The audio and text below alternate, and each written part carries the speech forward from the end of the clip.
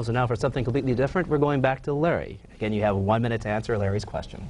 Governor Knowles is pushing hard at his Department of Transportation to rush and issue a contract for about 3 miles of gravel road, which could someday become an approach to the Ketchikan Airport Bridge. He wants that signed by December 1st. Governor Murkowski. Sorry, Governor Murkowski. The other governor. Not your boss. Not your boss. This is news.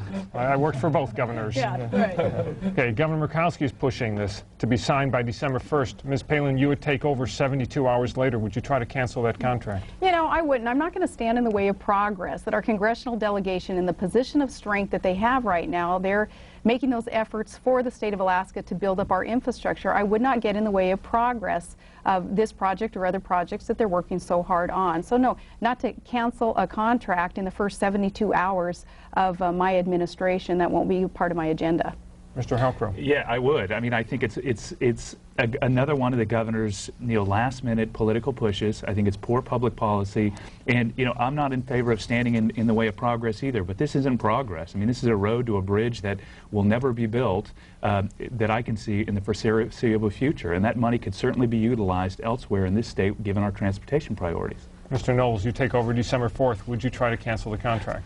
I think, and I won't necessarily give political advice to Governor Murkowski, but if he had had this much energy in his first term, he might be, first part of his term, he might be going on to his second term.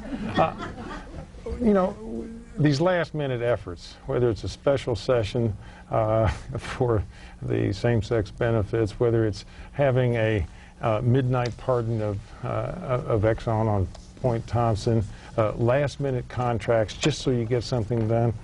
If they can't stand the light of day in a new administration, then maybe it's not the right thing to do.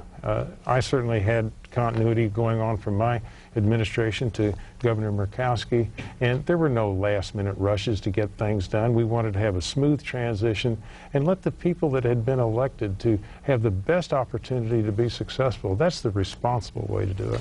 Need to move on to the next segment.